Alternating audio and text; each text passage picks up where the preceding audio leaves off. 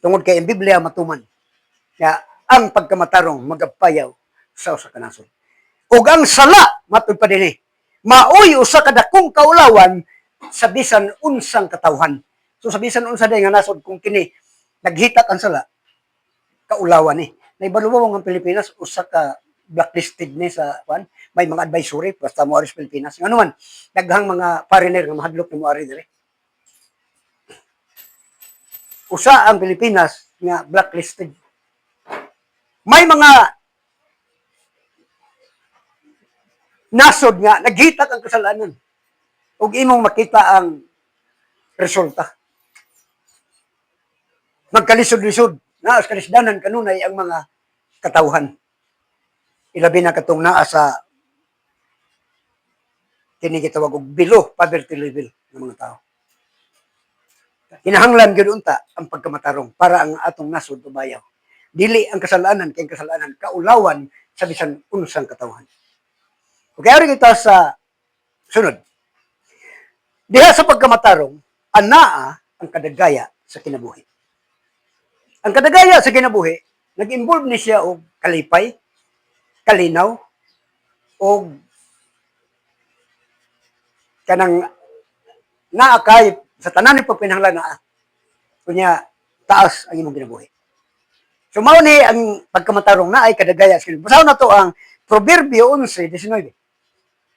Kadtong kanunay sa pagkamatarong nakadangat kadto sa kinabuhi ug kadtong nagapanika sa dautan nagahimo niana alang sa iyang magalimo kamasayon. Okay.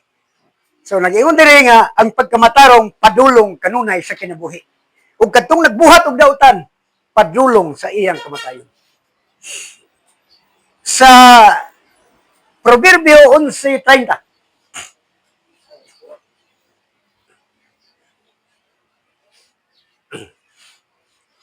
Proverbio 11:30. Ang bunga sa matarong may usa ka kawi sa kinabuhi ug kadtong mga manggialamon makadangi og mga kalag. Okay.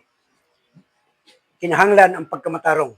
Kaya ang pagkamatarong mo kahoy sa kinabuhi. Dagaya ang kinabuhi basta magtinarong ang tao. Kunya daghan maka-appreciate sa imo. Daghan ang maka-admire sa imo kung ikaw matarong. Sa Proverbio 12:21. Walay kadaot nga mahitabo sa taong matarong apan ang daotan pagabun sa kadaot. Okay. Walay mahitabo nga dautan sa mga matarong. Apan ang mga dautan punon pagyud sa kadaot. O nang giingon ni Pablo nga ang dautan musamot pa pagkadautan. Pero ang matarong nag-ingon ang Biblia, walay dili dag-on sa dautan. Walay kadautan sa mga matarong. Apan sa mga dautan, musamot pa pagkadautan. Proverbio 12:24. O 28 day.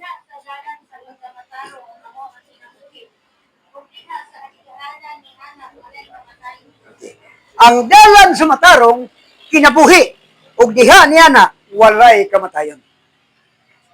Buti ba sabot, way taong makahimo sa imo pagpatay. Tungod kay ang Dios ra naara sa Dios ang tanan. Sa Proverbio 21:21. Kadtong magasunod sa pagkamatarong ug kalulot makakaplag sa kinabuhi ug kamatarong ug kadungganan. Okay. Kung magtinarong ka, makakaplag ka sa kinabuhi, makakaplag ka kadungganan. Ma-appreciate ka. Dungganon ka basta magtinarong ka.